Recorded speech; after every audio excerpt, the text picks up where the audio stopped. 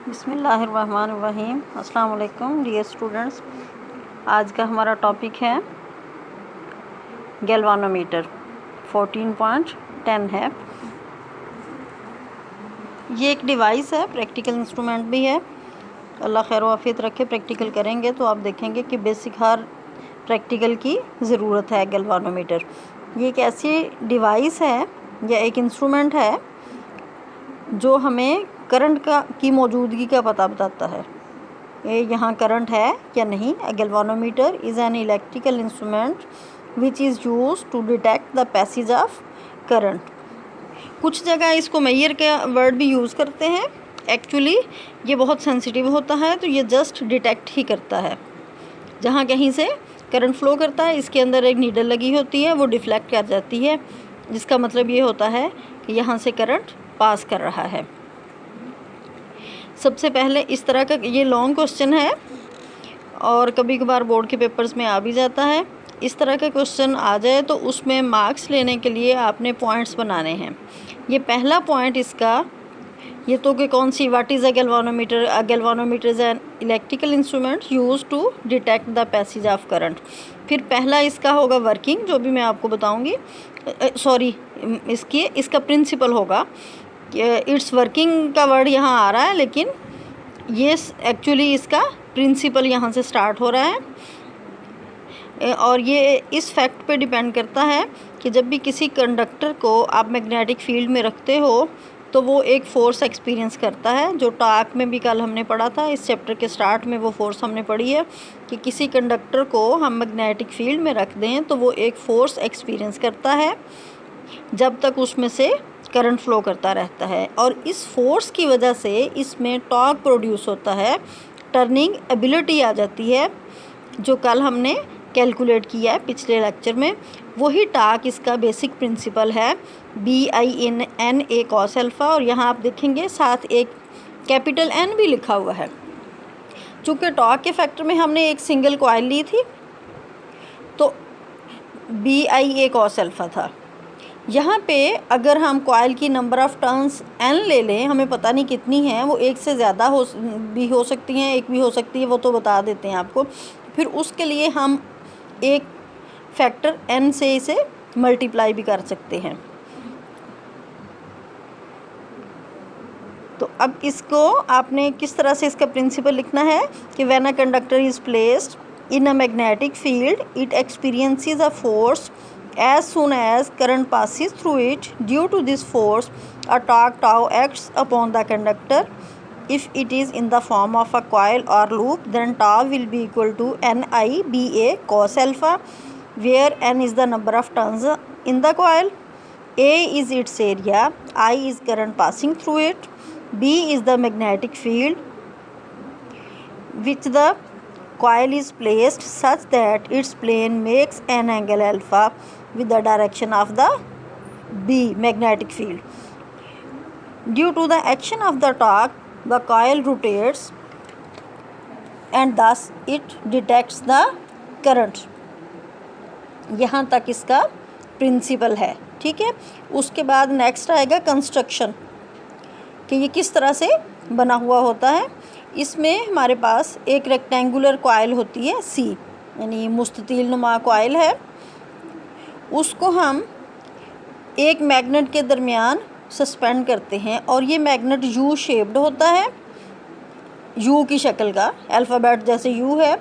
तो इसको सेंटर से हम कनकेव बनाते हैं, यानी गोल सा कर देते हैं ताकि फील्ड स्ट्रॉन्ग बन जाए और रेडियल भी हो। मैग्नेटिक फील्ड को स्ट्रॉन्ग और रेडियल बनाने के लिए हम इसके सेंटर से, जैसे फिगर 14.16b में दिखाया है ना, कि इसको हम गोल कर लेते हैं प्याले की तरह, दोनों साइड से कनकेव बना देते हैं फील्ड को स्ट्रॉन्ग बनाने के लिए, नॉर्थ और साउथ पोल्स। और उसके दरमियान हमने कॉइल C रख दी।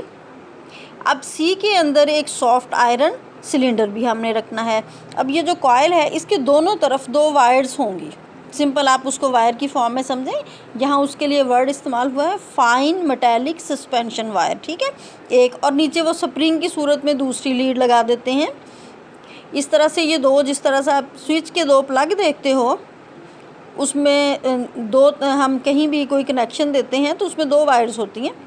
तो ये दोनों हमारे पास ये करंट लीड के तौर पे काम करते हैं। आपने अक्सर लीड और एक्सटेंशन का वर्ड आपने सुना होगा कि करंट के फ़्लो के लिए कहीं भी कोई स्विच वगैरह लगाना है तो उसके 2 वायर्स होती हैं। तो यहाँ फिर ये जो हमने सी लिया है रेक्टेंगुलर कॉइल, इसकी दोनों तरफ, एक तरफ थिन मेटेलिक सस्पेंशन वायर होगी तो दूसरी तरफ लूजली वाउंड स्पाइरल, इसको हम कह रहे हैं, ये करंट लीड के तौर पे दोनों काम करेंगे, वो हम लगा देंगे। और फिर इसके साथ एक मिरर भी अटैच होता है, उसका फंक्शन नेक्स्ट हमने पढ़ना है। इसमें एंगल ऑफ डिफ्लेक्शन को फाइंड आउट करने के लिए है। ये इसकी का बेसिक स्ट्रक्चर है, कंस्ट्रक्शन आपके गैल्वानोमीटर की है, यानी सेकंड पहला प्रिंसिपल था। फिर कंस्ट्रक्शन है, a rectangular coil C is suspended between concave shaped poles N and S of a U-shaped magnet with the help of a fine metallic suspension wire। F जो लिखा हुआ ना ऊपर एक वायर है, मजबूत सी मेटल की बनी हुई वायर लेनी है। ये धागा नहीं, वैसे कोई तार नहीं होगी बल्कि मेटल की होगी कोई भी wire. The rectangular coil is made of enamelled copper wire. जो रेक्टेंगुलर कॉयल है वो इनेमल्ड कॉपर वायर, ये मटेरियल है कॉपर का स्पेशली, उसकी बनी हुई होती है। It's found on a frame of non magnetic material, और इस वायर को नॉन मैग्नेटिक मटेरियल के ऊपर लपेट लेते हैं। जिस तरह से रील है, आप देखें उसमें धागा है, अंदर प्लास्टिक है, तो ये भी एक प्लास्टिक ही है, वो राउंड शेप में होती है आमतौर पर नल की ये रील, तो ये रेक्टेंगुलर शेप में है। उसके ऊपर आपने वायर को, कॉपर इनेमल्ड कॉपर वायर को उसके ऊपर लिपेट देना है। The suspension wire F is also used as one current lead to the coil. ये एक लीड बन गई। The other terminal of the coil is connected to a loosely wound spiral E which serves as the second current lead, यानी दूसरी lead के तौर पे काम करेगा। A soft iron cylinder D is placed inside the coil. अब coil जो है वो अंदर से खाली है तो उसके अंदर सॉफ्ट आयरन का एक सिलेंडर हम उसी साइज़ का फिट कर देंगे, उसके अंदर लगा देंगे। To make the field radial and stronger near the coil as shown in figure 14.16 B में भी आपको दिखा दिया है। इसके बाद ये इसकी कंस्ट्रक्शन हो गई। इसके बाद इसकी वर्किंग है कि इसमें होता क्या है, किस तरह से हम करंट को डिटेक्ट कर सकते हैं। When a current is passed through the coil, जब कॉयल में से करंट पास करेगा, it is acted upon by a couple which tends to rotate the coil. ये टॉक में हमने पढ़ा था ना कि एक कपल प्रोड्यूस होगा, यानी 2 इक्वल एंड अपोजिट फोर्सेस होंगी 2 फेसेस पे रेक्टेंगल के, और वो कपल बनाएंगी। उस कपल की वजह से कॉयल रोटेट करेगी। और इसको हम कहते हैं डिफ्लेक्टिंग कपल। जो टॉर्क प्रोड्यूस हुआ था NIBA cos अल्फ़ा, इसको डिफ्लेक्टिंग कपल का नाम दे देंगे। यहाँ पे ये टॉर्क है जो इसमें प्रोड्यूस हुआ है और उसको नाम दे दिया हमने डिफ्लेक्टिंग कपल का। As the coil is placed in a radial magnetic field in which the plane of the coil is always parallel to the field. अब करना क्या है, इस तरह से उसको एडजस्ट करना है कि जो कॉयल है वो हमेशा फील्ड के प्लेन ऑफ द कॉयल और फील्ड हमेशा पैरेलल रहे, यानी उनमें एंगल 0 रहे। और आपको पता है cos 0 1 के इक्वल होता है, और इस तरह से ये cos अल्फ़ा वाला फैक्टर फिर हमारे पास 1 आ जाएगा। और डिफ्लेक्टिंग कपल NIBA हमारे पास आ जाएगा। अब जब कॉयल टर्न करेगी, डिफ्लेक्टिंग कपल इस पे एक्ट करेगा और उसकी वजह से उसमें ट्विस्ट यानी एक बल आएगा।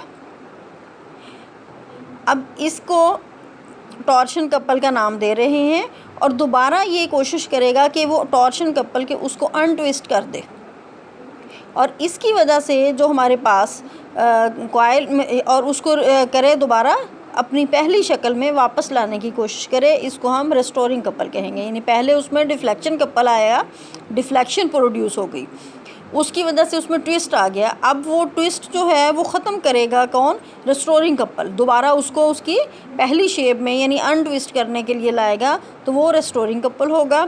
और ये एंगल डिफ्लेक्शन के डायरेक्टली, जितनी उसमें डिफ्लेक्शन प्रोड्यूस होगी उसके डायरेक्टली प्रोपोर्शनल होता है। The restoring couple of the suspension wire is proportional to the angle of deflection theta as long as the suspension wire obey Hooke's law. Thus restoring torque is proportional to theta। और अगर proportionality sign हम remove करते हैं तो एक constant आता है, यहाँ वो कांस्टेंट c है। restoring torque is equal to c theta। इसको टॉर्क भी कह सकते हैं आप, कपल भी कह सकते हैं, दोनों वर्ड यूज़ होते हैं इसके लिए। where the constant c of the suspension wire is known as torsion couple and is defined as couple for unit twist। c क्या है? couple for unit twist, और ये constant of proportionality यानी एक constant है। under the effect of these two couples, deflection couple and restoring couple, coil comes to rest when deflection couple is equal to restoring couple, या आप कह लें deflecting torque is equal to restoring torque. अब deflecting torque है NIBA और restoring torque है C थीटा। इन दोनों को हमने इक्वेट कर देना है, NIBA is equal to C थीटा। यहाँ से इसको रीअरेंज करके I की वैल्यू निकालें तो वो आ जाती है C/BAN इंटू थीटा। अब C कांस्टेंट ऑफ प्रोपोर्शनलिटी है, couple for unit twist, B magnetic field है, आपने एक दफ़ा प्रोवाइड कर दिया, जितना मैग्नेटिक फील्ड है उसकी वैल्यू कांस्टेंट होगी। ए एरिया ऑफ द कॉयल है, जो भी आपने कॉयल ली ये भी कांस्टेंट होगा। नंबर ऑफ़ टर्न्स जितनी आपने एक दफ़ा सेलेक्ट कर ली ये भी कांस्टेंट होगी। It means C/BAN factor constant है। तो जो करंट है वो किस पे डिपेंड कर रहा है? थीटा पे उसकी वैल्यू डिपेंड कर रही है, उसके प्रोपोर्शनल आ जाएगी। I इज़ प्रोपोर्शनल टू थीटा। The current passing through the coil is directly proportional to the angle of deflection। आज के लिए इतना ही करें। अब ये एंगल ऑफ डिफ्लेक्शन को मेजर करने के दो मेथड हैं हमारे पास, वो इंशाल्लाह हम कल करेंगे। और फिर इससे रिलेटेड कुछ C/BAN फैक्टर के बारे में, सेंसिटिविटी ऑफ गैल्वानोमीटर लंबा टॉपिक है, आप इसको अच्छी तरह से करें। अगर कोई समझ ना आए तो पूछ लें, या तो आप बिल्कुल नहीं पढ़ते हो या आपको सारी ही समझ आ जाती है, सारी तो मुश्किल है। तो आप जितने बच्चे ले रहे हैं क्लास वो तो कोई रिस्पांस दिया करें, कोई क्वेश्चन पूछें, कुछ समझने की कोशिश करें। सिर्फ अटेंडेंस भेज देते हो आप, आपका काम पूरा हो जाता है। अल्लाह हाफिज़।